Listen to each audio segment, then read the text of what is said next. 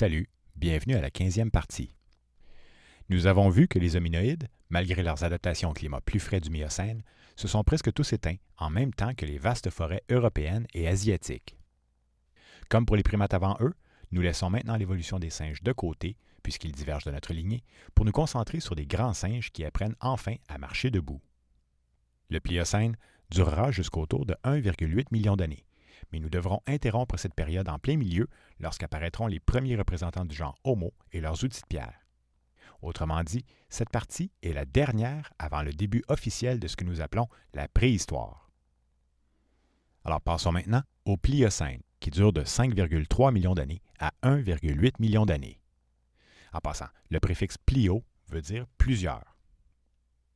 Le Miocène se termine par un réchauffement, alors que le Pliocène débute par une petite glaciation d'environ 1 million d'années. Nous nommons cette glaciation la glaciation messénienne. Au début de ce refroidissement, l'Afrique de l'Est contenait encore des grands lacs et des forêts ouvertes, ainsi qu'une faune animale vivant en forêt. Mais le climat devient vite très aride. La mer Méditerranée se vide un peu et permet du même coup des échanges de faune entre l'Afrique, l'Europe et l'Asie. Nos ancêtres hominidés évoluaient dans cet environnement plus frais et plus sec lorsque l'activité des plaques tectoniques en Afrique de l'Est atteint son paroxysme, modifiant jusqu'à l'inclinaison du terrain. Mentionnons ici que l'activité des plaques tectoniques en Afrique de l'Est est très appréciée des paléontologues, parce que, en se séparant de l'Afrique, un processus qui n'est pas encore terminé, la fissure géante engendre des éruptions volcaniques, après quoi les cendres volcaniques se déposent un peu partout dans les environs. Or, ces cendres contiennent du potassium radioactif qui se dégrade lentement en argon. L'argon est un élément rare. Emprisonné dans des cristaux de lave, le taux d'argon permet de dater avec précision les fossiles situés dans l'environnement immédiat du volcan. Ainsi, même si nous n'avons pas tous les morceaux de l'évolution des hominidés, l'information devient beaucoup plus précise. Alors, le mouvement entraîne un changement du cours des rivières et assèche progressivement plusieurs lacs, pendant que les arbres disparaissent de certains endroits pour aller repousser ailleurs, en devenant de plus en plus rares. Les premiers australopithèques émergent en périphérie des savanes, comme par exemple le long des dernières forêts-galeries, où de nouvelles contraintes les obligent à se déplacer fréquemment sur le sol, donc à devenir meilleurs bipèdes. Au début du Pliocène, ils côtoient des gazelles, des buffles, des hipparions, donc les cousins des chevaux avec des sabots à 3 doigts, mais aussi divers rhinocéros, cochons, éléphants, comme par exemple les mammutus, les éléphaces et les loxodonta, des giraffidés, comme les girafas et les civateriums, et bien sûr, d'autres primates, comme par exemple les théropithèques, qui sont cousins des babouins. Tous ces animaux, et nos ancêtres, se sont fait chasser par des prédateurs très rapides. Des lions, des panthères, des chats sauvages, des dinophélis, donc des guépards géants, des homotheriums, c'est-à-dire des tigres à dents de sabre, des hyènes et des canidés, comme par exemple des chacals et des liacons. Donc, à moins d'y être vraiment obligé, il est préférable pour un singe de ne pas trop s'aventurer dans la savane. Le terme australopithèque veut dire singe du Sud, mais il ne décrit pas n'importe quel singe africain. Il est réservé aux espèces de la famille des hominidés qui, contrairement aux chimpanzés, ont des traits plus humains. Ces descendants d'Ororhyn tugenensis, ou d'un singe semblable, apparaissent entre 5,1 et 4 millions d'années, donc à la fin de la glaciation messénienne. Ils sont relativement comparables à Ardipithecus ramidus, qui vécut autour de 4,5 millions d'années. Le statut d'australopithèque de ce dernier n'est pas encore acquis, mais il fait certainement partie d'une lignée d'hominidés distincte des grands singes avec des traits plus humains. Donc il ne s'agit pas nécessairement d'un de nos ancêtres directs. La bipédie, c'est la dernière modification majeure de notre anatomie. Or, ce changement se produit pendant toute la première moitié du Pliocène. En passant, nous ne parlons plus ici des premières tendances ayant débuté au Miocène, mais bien de la bipédie réelle telle que pratiquée par les êtres humains. Certes, la position debout libère les mains et offre de nouvelles possibilités, mais par la suite, peu de choses vont changer sur le plan anatomique. Essentiellement, nos ancêtres ne feront que devenir de plus en plus gros. Il fallut attendre environ 60 millions d'années pour que les descendants des primates apprennent finalement à se déplacer sur 2 pieds. Comparés aux espèces du passé, ces nouveaux bipèdes connaîtront ensuite un succès fulgurant. Les fossiles d'australopithèques anciens sont rares, mais ce sont d'incontestables hominidés malgré leur statut de bipède encore souvent discutable. ils s'épanouissent dans un environnement aride et vont même se diversifier à une époque où tous les autres hominoïdes sont en déclin. Une fois de plus, nous perdons la trace de nos ancêtres, car il paraît absurde de croire que les Australopithecus anamensis, qui sont relativement bons bipèdes, aient engendré de moins bons marcheurs, les Australopithecus afarensis, avant de revenir à une bipédie plus humaine. De toute évidence, ces espèces sont très similaires et auraient évolué en parallèle, voire en mosaïque. Afin de départir les meilleurs bipèdes des moins bons, les paléontologues ont créé le genre Préanthropus, dont l'évolution reste parallèle mais distincte des Australopithèques. En passant, le terme Préanthropus veut dire pré-homme. Pour engendrer les premiers hommes, vers 3 millions d'années, les premiers Préanthropus doivent apparaître autour de 4,5 millions d'années, sauf que nous n'avons pas encore assez d'informations pour décrire leur évolution. Notons qu'à la base, ce sont quand même tous des variations d'Australopithèques. Est-ce possible que les Australopithèques soient en fait une seule et même espèce avec de simples variations en fonction de leur environnement? Peut-être. Mais l'isolement de certaines populations sur une évolution de plusieurs millions d'années engendre éventuellement de nouvelles espèces distinctes. Dès 4 millions d'années, déjà, les Australopithèques sont très répandus en Afrique. Ceux qui vivent près des savanes sont omnivores, meilleurs bipèdes, plus graciles, donc plus minces, et semblent mener vers les premiers hommes. Les autres deviendront plus robustes, resteront dépendants des arbres et se rabattront sur la végétation coriace. Les descendants de ces derniers seront des végétariens appelés paranthropes, qu'il ne faut pas confondre avec les préanthropes mentionnés précédemment. Les paléontologues ont longtemps insisté sur ce modèle dit du East Side Story, c'est-à-dire celui où les Australopithèques à l'est du rift évoluent vers la bipédie pendant que les chimpanzés se réadaptent aux forêts africaines à l'ouest du rift. Aujourd'hui, ces mêmes paléontologues remettent ce scénario en cause. L'Afrique de l'Est offre certainement plus de fossiles, mais la présence d'autres espèces d'Australopithèques à l'ouest du rift est maintenant attestée. Entre 4,5 et 2,7 millions d'années, nous retrouvons au moins 5 espèces anciennes très répandues. Alors pour commencer, les Australopithecus afarensis, qui auraient vécu entre 4,1 et 2,9 millions d'années. Les afarensis sont les plus anciens et les mieux connus des premiers Australopithèques, notamment parce qu'ils ont laissé beaucoup de fossiles, dont entre autres la célèbre Lucie, qui est à ce jour un des squelettes d'Australopithèques les plus complets. Étant une espèce très ancienne, ils ont le plus petit cerveau, c'est-à-dire environ 400 cm3 en moyenne. Et ils marchent en varus, c'est-à-dire en posant le pied sur le côté au lieu du talon. Leurs genoux supportent mieux la pression que les chimpanzés, mais moins que les êtres humains. Et le genou ne se déplie pas complètement. Donc en général, ils restent encore très près des arbres. Ensuite, il y a les Australopithecus anamensis, qui auraient vécu entre 4,2 et 3,6 millions d'années. Les anamensis, aux articulations plus humaines et mieux adaptées à la marche qu'à la vie dans les arbres, sont de bons candidats de Préanthropus. Ils seraient possiblement responsables de la disparition d'Ardipithecus ramidus, c'est-à-dire autour du lac Turkana. Étant très anciens, leurs mâchoires ressemblent plus aux singes que les autres Australopithèques de leur époque, sauf qu'ils mangent incontestablement la même nourriture coriace des savanes que tous les autres. Petite parenthèse ici, vers 3,6 millions d'années, un adulte australopithèque d'environ 1,2 mètres et un enfant australopithèque ont laissé des traces de pas sur une vingtaine de mètres. Ces empreintes fossilisées, laissées dans la cendre volcanique après une éruption, démontrent une bipédie instable où les hanches, les épaules et les bras bougent beaucoup. Impossible de savoir qui, entre les afarensis et les anamensis, ont laissé ces traces. Ensuite, les Australopithecus africanus auraient vécu entre 3,5 et 2,5 millions d'années. Les africanus sont généralement un peu plus grands, avec conséquemment un cerveau légèrement plus gros que les autres Australopithèques. La forme de leur crâne est plus humaine. Par contre, leur mâchoire est archaïque et leur bipédie est moins avancée que celle des anamensis. Leurs courtes incisives et l'émail plus épais de leurs dents indiquent que leur alimentation était sans doute la plus coriace des Australopithèques. En somme, ils sont de bons candidats pour engendrer les futurs Australopithèques robustes, donc les paranthropes, et ne feraient donc pas partie de notre lignée. Maintenant, les Australopithecus barrel-ghazali, qui auraient vécu entre 3,5 et 3 millions d'années. Barel Ghazali est l'un des rares australopithèques anciens trouvés ailleurs qu'en Afrique de l'Est. C'est-à-dire que nous l'avons trouvé dans les savanes arborées entourant l'immense lac Tchad, un grand paléolac de l'époque. Ce sont les plus graciles, avec l'alimentation la moins coriace de tous les australopithèques anciens. Ils seraient les seuls à avoir des prémolaires à 3 racines. Finalement, les Australopithecus gary, qui auraient vécu autour de 2,6 millions d'années.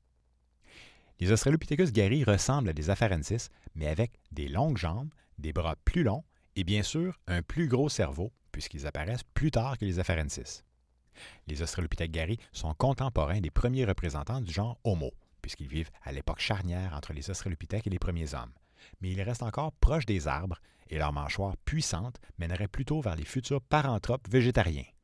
Cela dit, il est intéressant de noter que Australopithecus gary fut découvert près d'une carcasse animale dont la moelle des os avait été mangée. Autour de la carcasse, nous avons même trouvé des roches cassées ayant servi à gratter les os, donc les premiers outils de pierre connus. Nous arrivons ici à l'aube de l'humanité. Essentiellement, les Australopithèques anciens sont des grands singes. Comparés au cerveau des chimpanzés, donc environ 350 cm3, leurs cerveaux sont un peu plus gros, donc au lieu de 350, on parle de 380 à 500 cm3. Par contre, cette augmentation est surtout liée au fait qu'ils sont plus grands, donc entre 1 mètre et 1 mètre et demi. Et physiquement, ils sont plus massifs, donc de 27 à 60 kg. Les Australopithèques conservent tous leurs poils et se sont adaptés peu à peu aux savanes tout en passant encore beaucoup de temps dans les arbres. On dit parfois qu'ils ont le haut et le bas du corps qui tend vers l'homme. Leurs cerveaux grossissent, leur alimentation est plus variée et ils apprennent à marcher. Mais ils conservent un petit tronc de singe en forme de cône, sans hanches ni fesses, et avec des longs bras pour se suspendre aux branches, sans pouce opposable. Si la bipédie varie beaucoup d'une espèce à l'autre, nous pouvons quand même généraliser et les qualifier de meilleurs bipèdes que leurs ancêtres, donc capables de marcher plus droit sur leurs jambes. Notons encore une fois qu'à cette époque ancienne, les Australopithèques marchent encore en varus, c'est-à-dire en posant le pied sur le côté. Les Australopithèques anciens se sont diversifiés jusqu'à occuper pratiquement tous les environnements de l'Afrique dès 3 millions d'années. À cette époque, la différence entre les espèces robustes, donc les végétariens, et les espèces graciles, omnivores, donc la différence augmente, tandis qu'à l'intérieur de ces deux groupes, les espèces deviennent similaires entre elles. Notons aussi que chez les singes, les végétariens se déplacent peu, mais leur nourriture doit être consommée en plus grande quantité, parce qu'elle contient peu d'énergie. Les singes qui se déplacent pour se nourrir occupent un plus grand territoire et leurs interactions sociales sont plus complexes que les végétariens. Sommes-nous en présence de deux espèces variées, l'une robuste et l'autre gracile, dont les traits s'harmonisent à l'intérieur de ces deux groupes? En fait, les paléontologues semblent plutôt appuyer le scénario de nombreuses espèces initiales où seulement quelques-unes finissent par s'imposer. Tous les Australopithèques anciens étaient graciles avec une alimentation variée, mangeant même occasionnellement de la viande, donc du très petit gibier, comme des souris par exemple.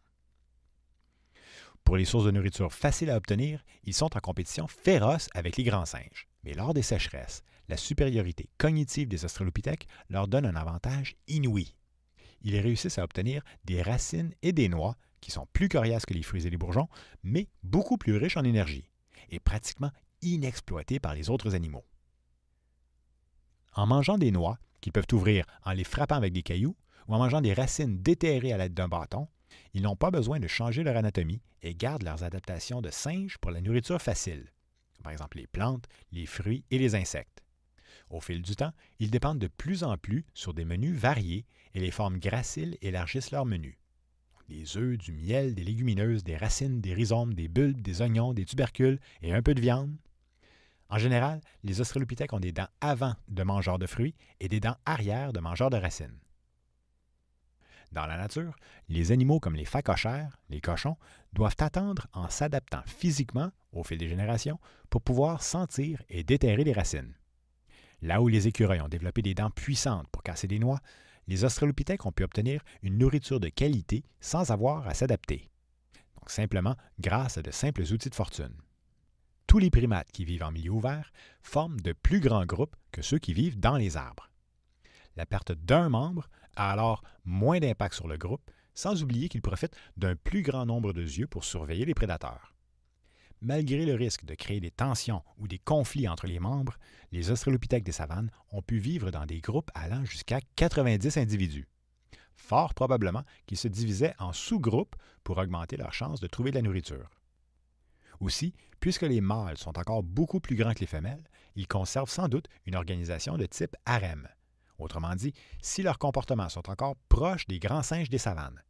La recherche de nourriture dans cet environnement dut entraîner une plus forte compétition entre les mâles en complexifiant les interactions sociales. Les groupes d'australopithèques devaient donc probablement compter plusieurs dizaines de membres qui se divisaient en sous-groupes pour chercher de la nourriture à plusieurs kilomètres à la ronde. Et nous pouvons déjà remarquer une tendance très progressive vers un rattrapage de la taille des femelles face aux mâles. Chez les Homo sapiens, notre espèce, les femmes ont pratiquement rejoint la taille des hommes. Il est possible que démographiquement aussi, les australopithèques ressemblent encore beaucoup aux chimpanzés. Autrement dit, nous devrions nous attendre à trouver environ 2 fois plus d'enfants que d'adultes, et légèrement plus de femelles que de mâles. La longévité d'un individu en particulier dépend largement des circonstances, donc des accidents, des blessures, des prédateurs, etc. Le mode de vie des mâles, chargé de défendre le groupe, réduit-il leurs chances de survie comparées aux femelles? De leur côté, les accouchements des nouveaux bipèdes sont-ils un peu plus risqués pour les femelles? Nous sommes loin d'avoir assez de détails pour affirmer de telles choses. Notons que dans l'ensemble, ils commencent à vivre plus vieux que les grands singes. Indépendamment de leur sexe, l'expérience de vie de ces individus plus âgés peut devenir un atout pendant les périodes de crise. En vivant plus longtemps, ils ont un peu plus de temps pour transmettre une astuce ou une connaissance aux nouvelles générations. Passons maintenant au début de la préhistoire. De tous les critères censés faire de l'homme une créature spéciale dans la nature, l'utilisation d'outils fut longtemps l'argument marteau. Aujourd'hui, nous devons admettre que les choses ne sont pas si simples. Même le langage n'est pas vraiment le propre de l'homme. Les singes utilisent des outils de fortune, c'est maintenant un fait bien connu, et nous pensons qu'ils ont la capacité mentale et la coordination nécessaires pour fabriquer les premiers outils de l'âge de pierre. Il ne s'agit ici que de 2 ou 3 cassures simples pour former un côté tranchant, donc équivalent à une lame de rasoir. Or, nous n'avons jamais pu montrer à un singe actuel à en fabriquer. Les premiers outils de pierre n'étaient pas fabriqués avec une forme mentale prévue d'avance. Le hasard déterminait beaucoup les résultats, sauf que ces outils sont déjà plus complexes que les outils des grands singes, et ils prennent une place de plus en plus importante dans notre lignée. L'alimentation des australopithèques inclut des aliments qui sont accessibles grâce à l'utilisation d'outils simples trouvés abondamment dans la nature. Il est presque certain que les australopithèques utilisaient des branches pour déterrer leurs racines et leurs tubercules et des roches pour casser leurs noix. Ces outils simples ont été utilisés pendant plusieurs millions d'années avant les premiers outils de pierre taillés. Et ils avaient certainement d'autres astuces pour se nourrir qui n'ont laissé aucune trace. Même pendant l'âge de pierre lui-même, les cailloux taillés n'auraient représenté qu'une infime partie de la vaste panoplie d'outils utilisés. Et certains auteurs parlent parfois d'un âge du bois qui commence longtemps avant les outils de pierre. Le problème avec les outils de bois, c'est qu'ils se sont décomposés rapidement, donc en quelques siècles seulement, et ne nous ont laissé aucune trace. L'image que nous avions des premiers hommes a bien changé, ne serait-ce que depuis quelques décennies. La création du genre Homo, dont le premier représentant était Homo habilis, donc l'homme habile à cause de son pouce opposable, donc la création de ce genre fut basée sur la découverte de meilleurs bipèdes qui fabriquent des outils de pierre. Ici, l'outil symbolise le début officiel de notre lignée. C'est dire combien l'outil fut longtemps le symbole de la supériorité de l'homme sur la bête. Ces premiers hommes sont environ 2 fois plus grands qu'un chimpanzé. Et bien sûr, leur cerveau a grossi lui aussi, proportionnellement à leur nouvelle taille. Cependant, nous savons maintenant que de nombreuses espèces d'australopithèques, autour d'environ 3 millions d'années, ont des traits qui mènent vers l'homme. Et que même les paranthropes fabriquent aussi des outils de pierre taillés. Et que, puisque leurs comportements sont très similaires, Ils possèdent tous sensiblement la même capacité de communication holistique. Alors, lequel engendre le genre humain? Bien que les fossiles deviennent de plus en plus fréquents et de plus en plus complets en s'approchant de notre époque, le Pliocène est trop éloigné de nous pour pouvoir suivre l'évolution d'une seule espèce. D'après nos fossiles, qui proviennent de régions et d'époques variées, on dirait que la bipédie redevient un peu plus primitive avant qu'apparaissent les premiers homos. Peut-être aussi allons-nous trop vite en considérant certains traits comme archaïques, puisque la réalité n'est certainement pas si simple. Certains caractères des australopithèques semblent diverger, converger, régresser, etc. La rareté des fossiles africains entre 10 millions et 5 millions d'années nous empêche de déceler les origines des australopithèques, et par la suite, les très nombreux australopithèques entre 4,2 et 2,5 millions d'années sont impossibles à suivre chronologiquement. Bref, il est encore trop tôt pour identifier nos ancêtres directs hors de tout doute. À partir de 3 millions d'années, la tendance au refroidissement initiée au Miocène s'accentue, faisant prendre de l'expansion aux glaciers du pôle Nord. En Afrique de l'Est, le climat assèche encore plus le territoire, les forêts deviennent moins denses et toutes les formes archaïques d'australopithèques disparaissent en peu de temps. C'est à ce moment-là qu'apparaissent les premiers représentants du genre Homo, en survivant à une autre crise de grande envergure connue depuis le début de la vie sur Terre. La grande crise d'envergure précédente est celle qui extermina les dinosaures vers 65 millions d'années. À cette époque, l'Amérique du Sud entre en collision avec l'Amérique du Nord et l'isthme de Panama se ferme en entraînant un changement important des courants marins, comme par exemple le Gulf Stream et El Niño. Le refroidissement entraîne des saisons plus marquées et le climat devient plus sec. En Afrique de l'Est, il y aura des cycles de sécheresse sévères, pendant que partout dans le monde, les savanes et les prairies prennent de l'expansion au détriment des forêts. Vers 2,5 millions d'années, les Homo habilis émergent de la lignée gracile d'Australopithèques. Et puisqu'ils sont moins bons bipèdes que certains Australopithèques anciens, ces premiers hommes devaient encore vivre près des arbres. Ils se divisent en sous-groupes pour chercher de la nourriture munis d'outils rudimentaires, comme en bois ou en pierre, et parcourent de vastes territoires en mangeant un peu plus souvent de la viande. Chassaient-ils autre chose que des petits animaux? La question est encore chaudement débattue. Mais les paléontologues s'entendent sur une chose. Les gros animaux consommés devaient être blessés, malades ou déjà morts. Encore souvent décrits comme des êtres inférieurs aux premiers hommes, les paranthropes sont des descendants végétariens des australopithèques robustes, avec un cerveau de taille comparable aux premiers hommes. Ils passent plus de temps au sol que leurs ancêtres, ont des pouces opposables et fabriquaient sans doute la même panoplie d'outils que nos ancêtres. Certains mangent même de l'herbe. Ils vont coexister avec nos ancêtres en se diversifiant jusqu'autour de 1 million d'années, où il ne restera plus alors que des homos. Alors, passons maintenant à l'évolution de la communication holistique. Nous avons décrit les modes de communication chez les grands singes à la partie précédente. Mais qu'en est-il des premiers australopithèques et des premiers hommes? Cette question est très embêtante, car il n'existe plus de représentants de ces espèces vivant encore aujourd'hui. Toute réponse ne peut être que conjecturale, donc hautement spéculative et impossible à prouver. Voici donc une explication proposée par un paléontologue nommé Stephen Mython, qui est l'un des rares chercheurs à exprimer une opinion sur le sujet. Nécessairement, ses conclusions sont tirées de ce que nous connaissons des singes actuels et de l'évolution de nos ancêtres. Dans son livre intitulé « The Singing Neanderthals », il élabore son audacieuse théorie de l'évolution en tandem du langage et de la musique, qu'il décrit comme un mode de communication holistique, manipulateur, multimodal et musical, ce qui nous donne un acronyme astucieux Nos premières traces indéniables d'un langage n'apparaissent qu'avec l'écriture. Donc il y a de cela 5000 ans. Et il s'agira là d'un langage très évolué. Pire encore, toutes nos analyses disent que les langues évoluent très vite, et seul l'homme moderne, qui apparaît il y a 150 000 ans, aurait pu inventer un langage articulé. Cela dit, les adaptations qui permettent de parler, elles, ne peuvent pas apparaître d'un seul coup. Le cerveau humain contient des aires spécialisées pour reconnaître les visages, coordonner les muscles, traiter la musique, le langage, mais aussi des neurones miroirs qui aident l'homme à apprendre en imitant, comme par exemple lorsque nous tirons la langue à un bébé et qu'il sort sa langue à son tour. Malheureusement, les fossiles ne permettent pas de connaître l'évolution du cerveau lui-même, ni non plus de savoir comment ces facultés ont influencé l'évolution du langage. Nous croyons présentement que l'ère de Wernicke, servant à traiter les mots entendus, et l'ère de Broca, responsable de la parole, ainsi que des activités motrices, étaient aussi peu développées chez les australopithèques que chez nos chimpanzés actuels.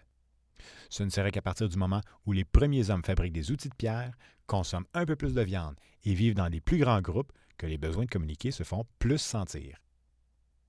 Les singes ressentent des émotions comme la joie, la tristesse, la colère et la peur, et jusqu'à un certain point aussi des émotions complexes liées à la vie en groupe, telles la honte, la culpabilité, l'embarras ou le mépris. En revanche, ils semblent s'intéresser très peu à ce que les autres peuvent penser. Puisque la vie en savane entraîne de plus grands groupes, comprendre ce que font les autres, prévoir leurs réactions et identifier le sens d'un geste, donc de lire dans leurs pensées, déterminer qui opposer, qui éviter ou avec qui coopérer, sont toutes des facultés qui donnent un avantage compétitif. Savoir interpréter ce que les autres disent par leurs gestes corporels et leurs sons holistiques, donc les gestes de la bouche, ainsi que de savoir communiquer et transmettre ses émotions, sont toutes des choses permettant d'augmenter ses chances de survie au sein d'un groupe, au même titre que de savoir chasser ou de savoir reconnaître une plante. Une plus grande sensibilisation à la pensée des autres, ajoutée au besoin de mieux transmettre ses émotions, pourrait être à la base du langage humain. Dans l'ensemble, ces communautés d'australopithèques restent intimes, et les membres savent tout ce qu'il faut savoir des autres membres. L'essentiel des relations sociales est encore entretenu par toilettage physique, comme chez les singes, c'est-à-dire où les individus passent beaucoup de temps à nettoyer leurs poils et à enlever les parasites. En quelque sorte, ils passent du temps à se masser entre eux. Même aujourd'hui, se faire flatter les cheveux ou recevoir un massage nous procure un sentiment de plaisir et de sécurité, et faire un massage à une autre personne est une façon de lui démontrer notre affection. Autrefois, le sens du toucher participait à créer le tissu social. Notons encore une fois qu'il n'existe plus d'Australopithèques ni d'Homo habilis pour nous aider à comprendre. Nous pouvons néanmoins envisager que la vie dans de plus grands groupes entraîne des relations plus complexes et que leur répertoire de communication augmente un peu. La réelle pression à innover dut venir de leur mode de vie adapté aux savanes, c'est-à-dire où nos ancêtres coordonnaient certaines activités par des gestes silencieux en chuchotant afin de ne pas attirer l'attention des prédateurs. Leur façon de s'exprimer est peut-être légèrement plus complexe que celle des grands singes quant aux intonations et aux gestes corporels, mais leur communication reste holistique et cherche à engendrer un comportement chez l'autre. Elle n'a rien à voir avec un langage articulé composé de mots ou suivant une structure grammaticale quelconque. Même si la forme de leur bouche peut permettre une meilleure utilisation des voyelles, comme par exemple les sons A, E, I, O, U, les premiers hommes sont encore incapables d'émettre des sons plus compliqués que des cris à cause de la position de leur larynx. Leurs mots-phrases holistiques expriment des idées complètes qui veulent tout dire. Elles sont porteuses de sens en elles-mêmes, comme un cri de terreur qui fait déguerpir tous les singes à l'approche d'un prédateur, ou encore un son qui ressemble au geste de vomir ou de cracher pour exprimer son dégoût, comme « burk ». Pour exprimer notre intérêt, nous progressons vers les sons aigus. « Ah » et pour exprimer notre déception, nous progressons vers des sons graves. « Oh ». Peu à peu, ces gestuels de la bouche sont devenus les unités fondamentales de la parole. Mais pour ce qui est d'exprimer les idées abstraites, les australopithèques en sont encore bien loin. Même en donnant un sens très large au terme mélodieux, la voix des chimpanzés peut difficilement être qualifiée de musicale. Les grands singes semblent d'ailleurs totalement dépourvus de sens du rythme.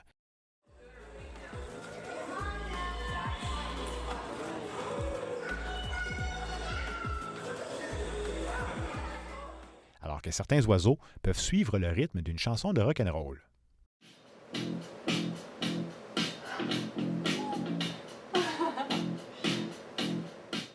Aujourd'hui, chez l'homme moderne, c'est tout le corps qui réagit en entendant de la musique, se mettant presque à bouger tout seul au même rythme, en tapant du pied, en claquant des doigts ou des mains, ou en hochant la tête. Et nous sommes en droit de nous demander si un meilleur sens de la musique aurait pu servir à augmenter ses chances de coopération à l'intérieur d'un groupe. Des mélodies rapides et aiguës pour induire la joie sont retrouvées dans toutes nos cultures modernes. Et nous pouvons imaginer que les premiers hommes, en acquérant une plus grande conscience des autres, développent aussi un meilleur sens de la musique. Aussi, puisque les individus souriants qui émettent des sons amicaux sont plus avenants que les individus aux expressions sévères qui grognent, transmettre des émotions positives augmente ses chances d'obtenir la coopération des autres membres. Les mères, qui utilisent plus fréquemment des sons pour apaiser leurs enfants, ont peut-être graduellement inventé les premières berceuses pour les aider à s'endormir. La structure d'une berceuse est assez simple. Le tempo est lent, avec des sons répétitifs qui tendent vers les sons graves.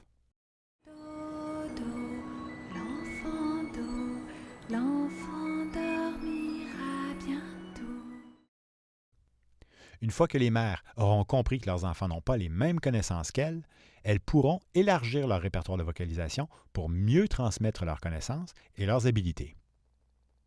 Au fil du temps, les enfants qui sont plus réceptifs au son de leur mère tissent des liens intimes et deviennent, potentiellement, plus sensibles aux vocalisations de leurs semblables, et ils auront aussi tendance à faire la même chose avec leurs propres enfants. La musique, au sens très large, fait ici partie intégrante d'un langage sans parole, donc facile à comprendre. Faut-il s'étonner que nos corps réagissent à ce point en entendant de la musique? En guise de conclusion, abordons rapidement la question des premiers hommes. Les espèces qui apparaissent vers 2,5 millions d'années annoncent la disparition des formes anciennes.